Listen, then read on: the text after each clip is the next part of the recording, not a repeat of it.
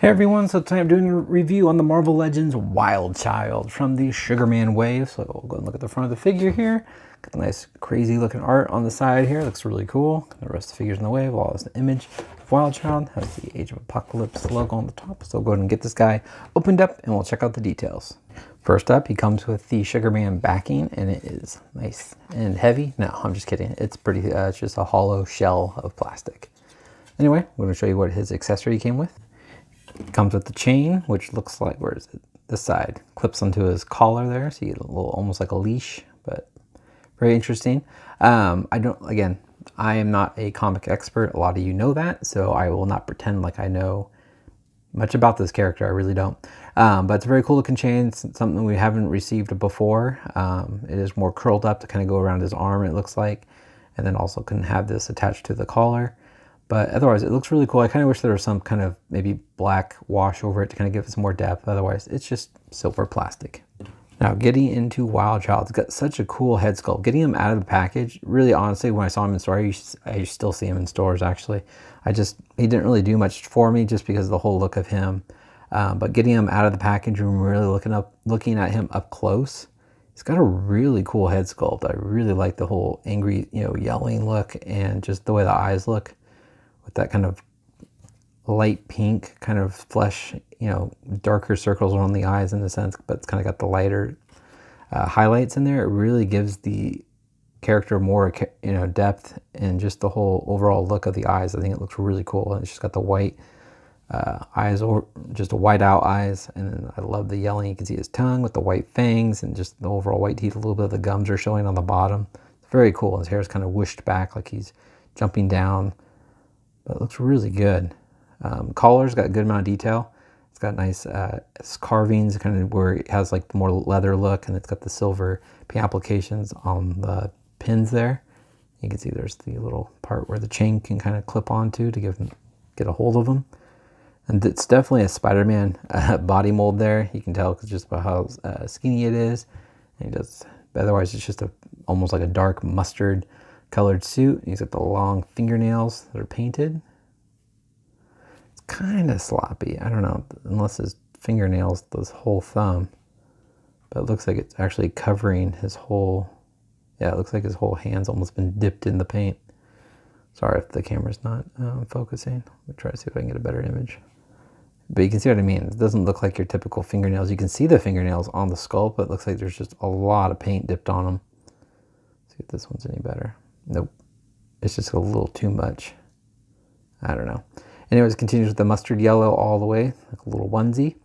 And his feet show. His toenails look pretty good though. See how the toenails aren't like fully dipped, in white paint. So the toenails look really good. I like how you can kind of see the bones in his feet. That's pretty cool. That does look good.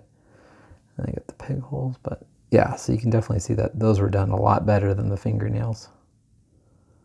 But all right, we're going to go over the articulation. So his head looks down and up, not some up a little bit. His neck's actually kind of at an angle, rock side to side. He's got the armpit joints here, ball joints in the shoulders, forward and back, upper bicep swivel, double jointed elbows, wrist rotation, also a hinge at the wrist. He does have a nice, not the nicest ab crunch actually. I take that back. He crunches forward about that much, arches back not so much. Waist swivel, kicks up. Spreads about that much. He's got an upper thigh swivel, double jointed knees, no boot rotation, ankles move. Ooh, that one's tight. Ankles move down, they move up.